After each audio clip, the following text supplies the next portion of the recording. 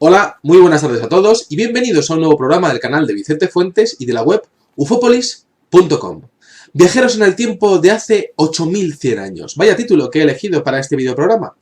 Bueno, lo he hecho en base a la segunda parte de las investigaciones que estoy realizando sobre el caso Rendlesham, que son fascinantes y que me gustaría exponer para que conozcáis la verdad que hay detrás de ese Roswell británico, de ese incidente de aterrizaje de un objeto volador no identificado en el bosque que está entre la base aérea de Bentwaters y Woodbridge en Suffolk, en el Reino Unido, y que ocurrió el día 26 de diciembre de 1980. Si recordamos aquel incidente, tenemos que irnos a la madrugada de aquel día 26 de diciembre.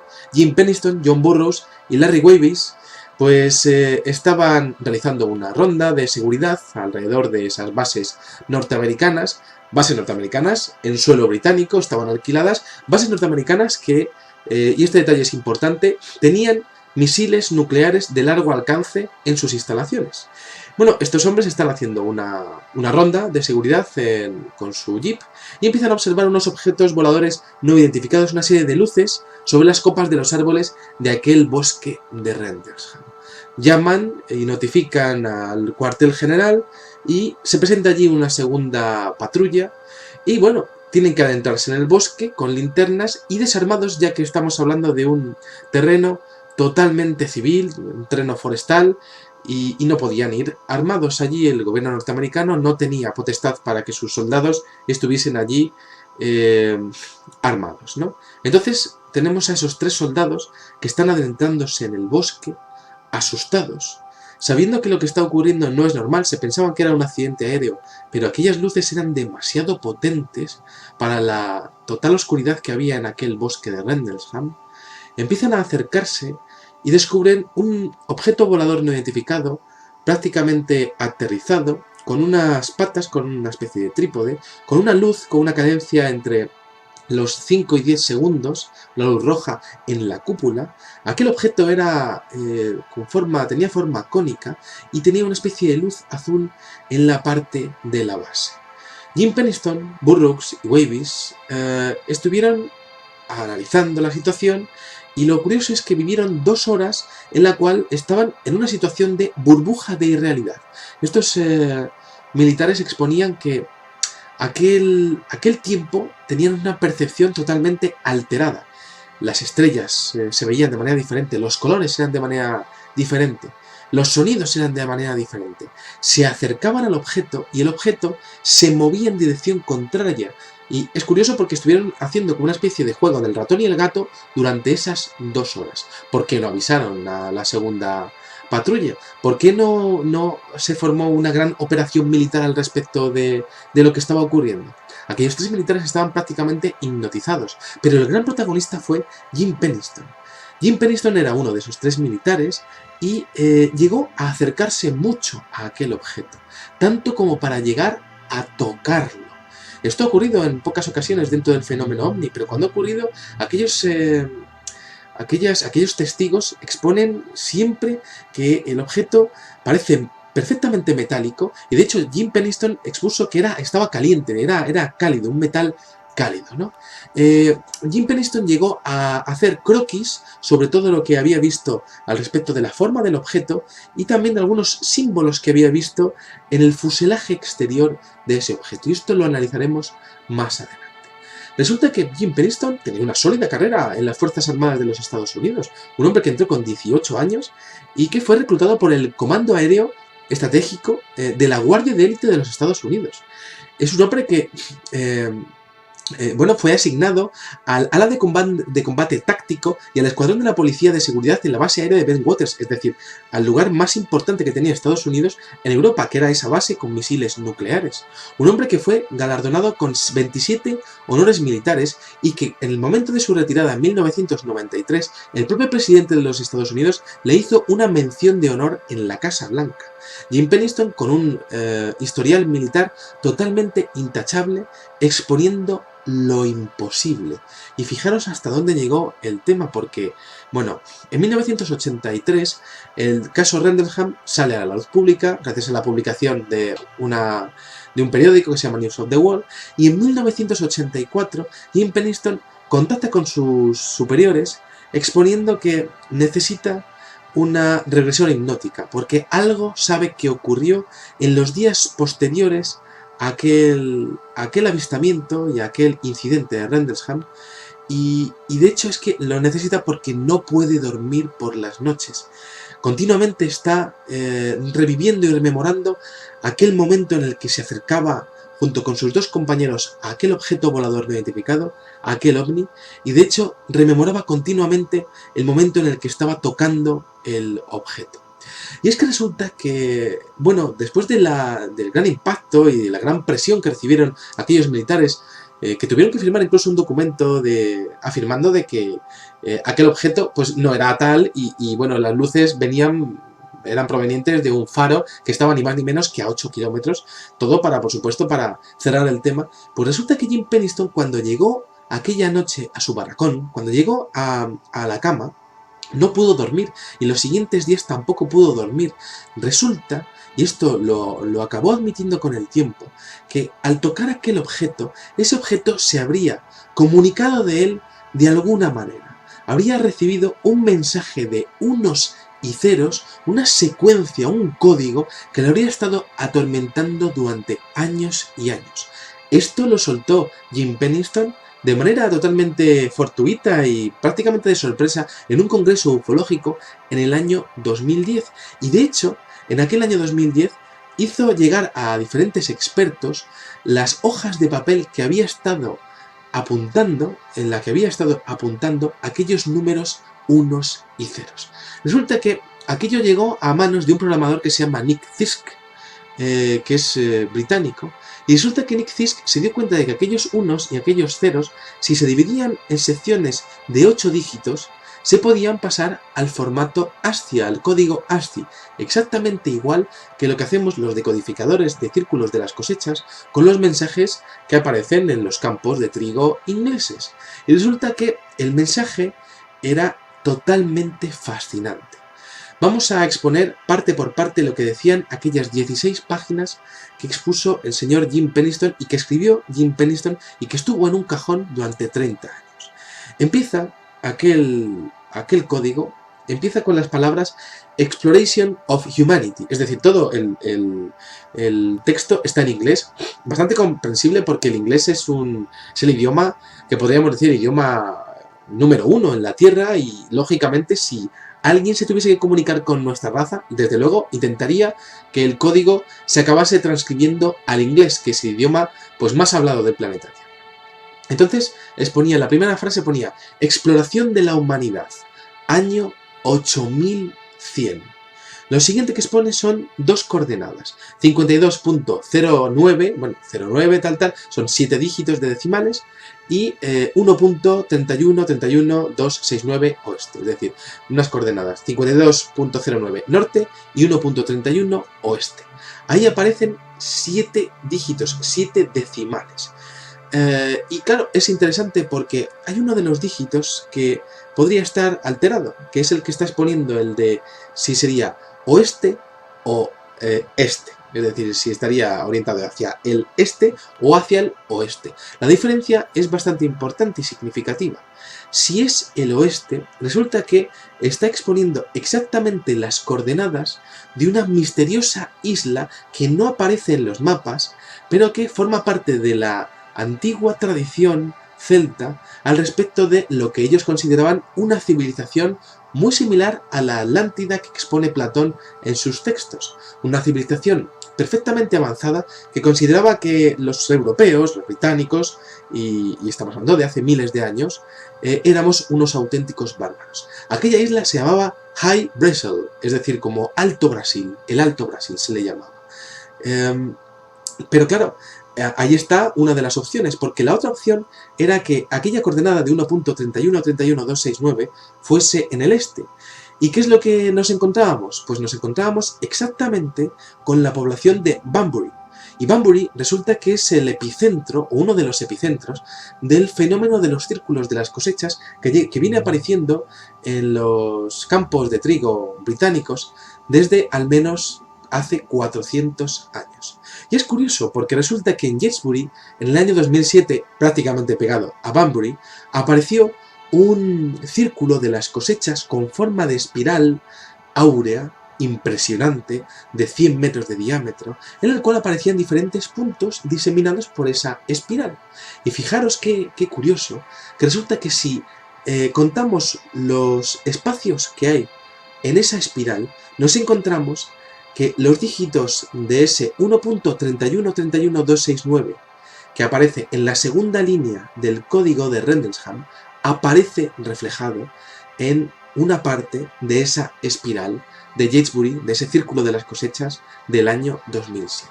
Pero no acaba aquí, realmente lo fascinante empieza ahora, ¿no? La siguiente frase es Continuous for Planetary Advance, es decir, continuado o continuar o continuo para el avance planetario.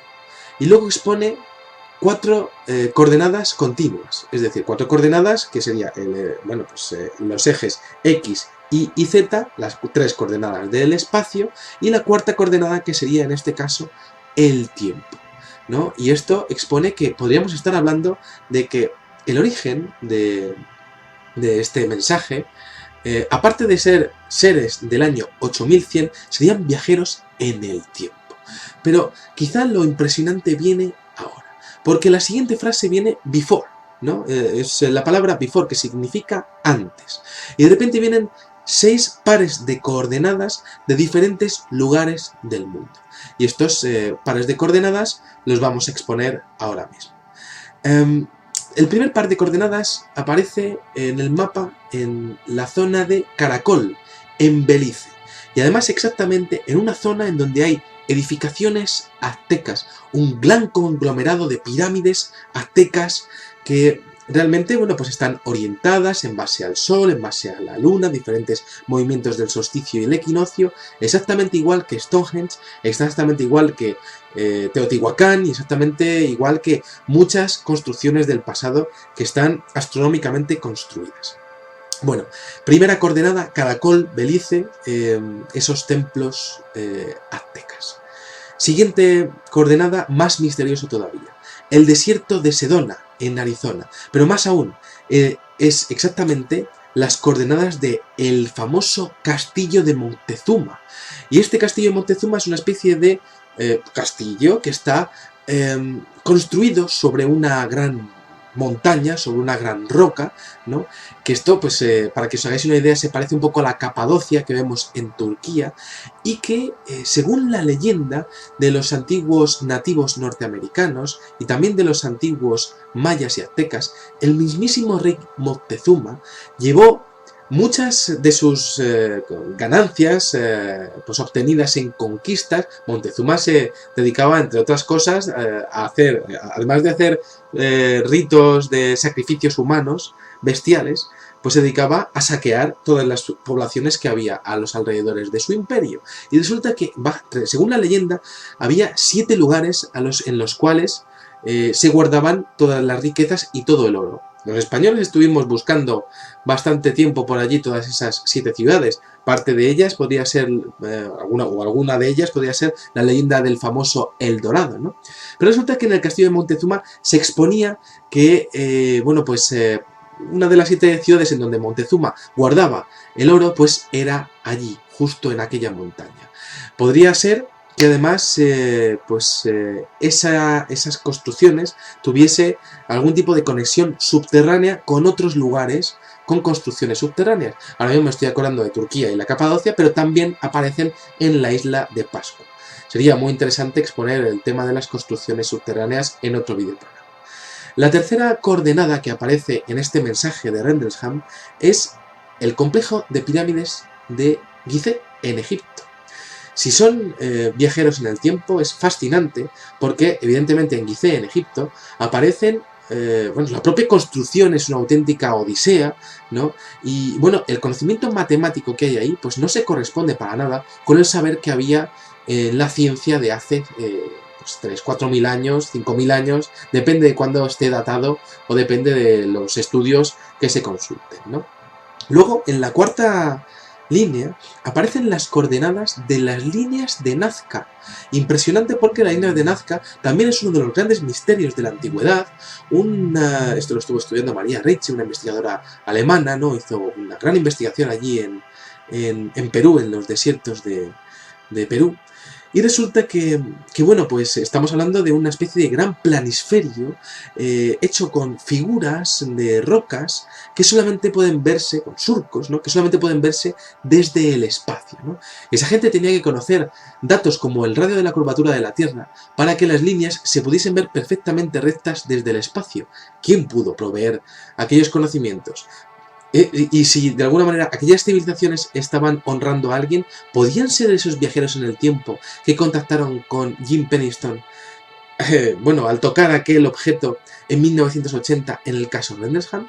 Sigamos, porque la quinta coordenada es el monte más sagrado de toda China, el monte Taishan-Qiu, que bueno, pues tiene, según la gran tradición, si subes a aquel monte, pues resulta que podrías alcanzar la inmortalidad de los 100 años, ¿no? De hecho, Confucio se dice que bueno, pues, llegó a escalar la montaña y bueno, pues existe una gran mitología al respecto, ¿no? Y es uno de los lugares que aparece perfectamente reflejados ahí en coordenadas en este mensaje en código binario en Rendlesham.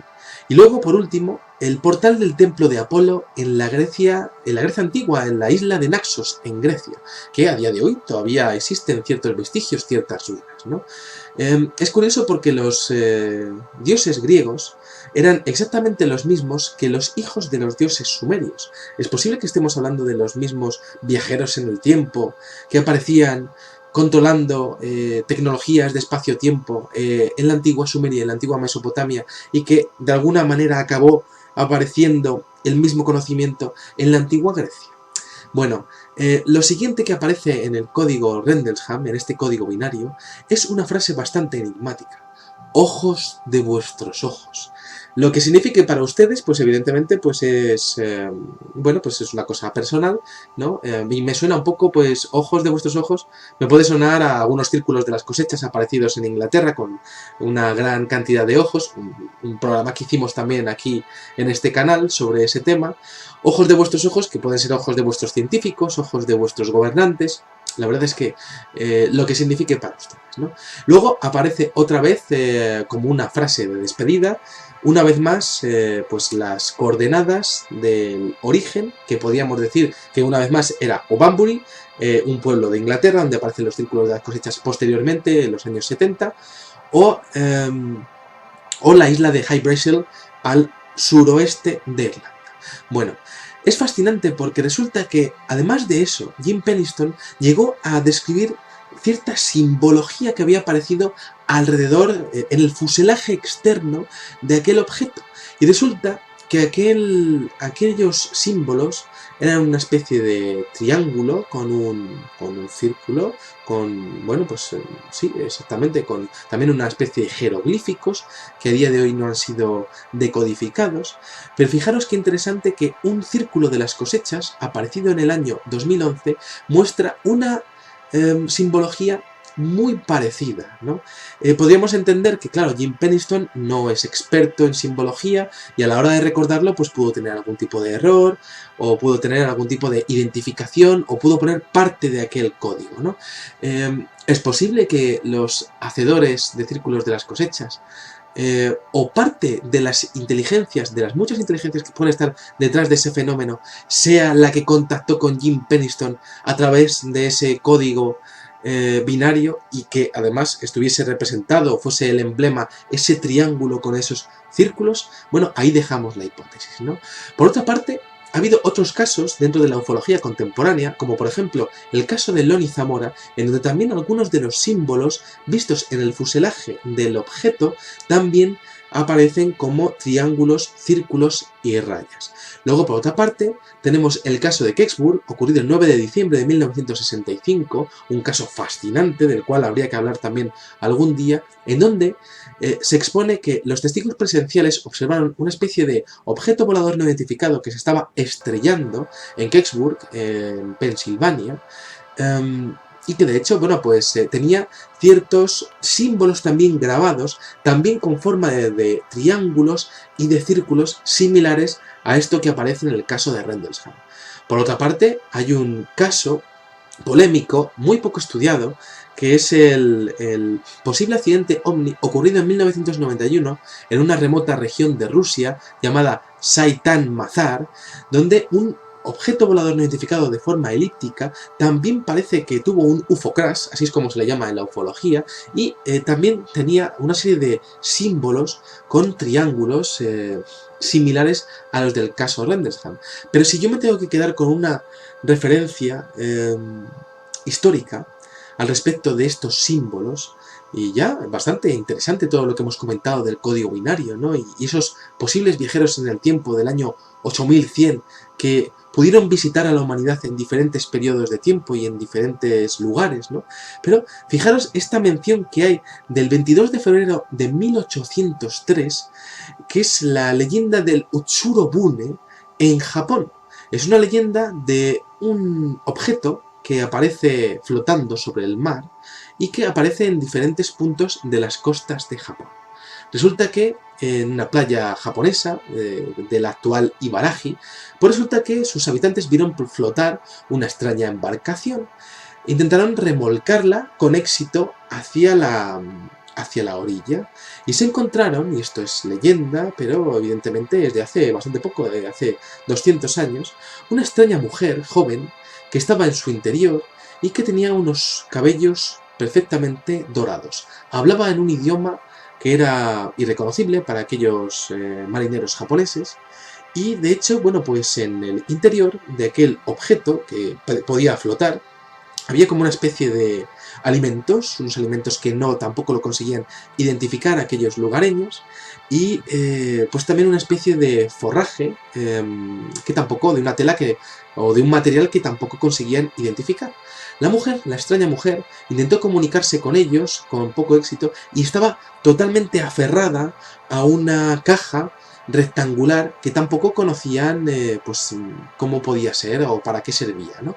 Pero lo cierto es que dentro de la simbología que había en el interior de aquel objeto volador no identificado o objeto submarino no identificado que acabó flotando, resulta que vuelve a aparecer ese triángulo con esos círculos que aparecen en el caso Rendlesham, que aparecen en el caso del Círculo de las Cosechas de 2011 y que también aparecen en otros casos, como os he comentado, de Kecksburg, aparece en el caso de Leoni Zamora y aparece en ese caso de Rusia de 1991.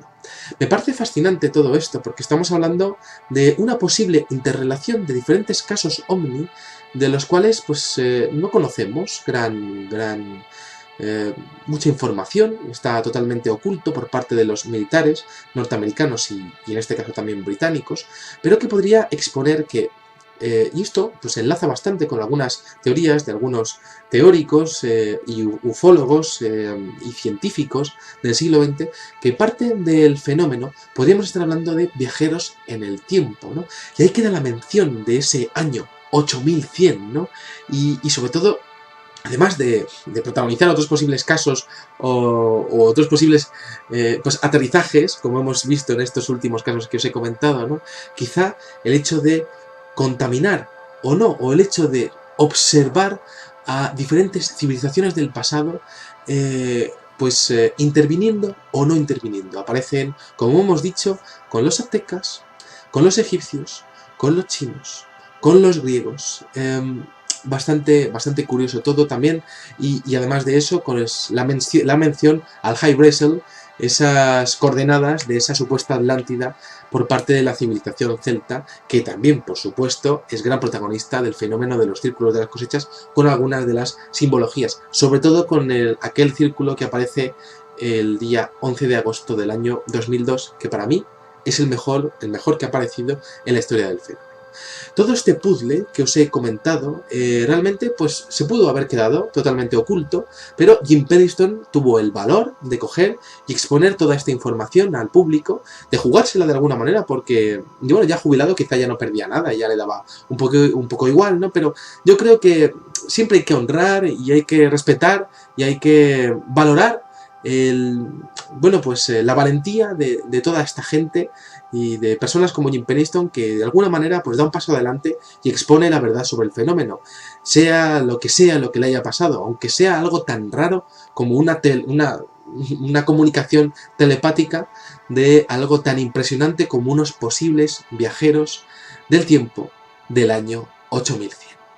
Espero que les haya gustado mucho este videoprograma y les espero en el siguiente. Muchas gracias y salud y suerte. Adiós.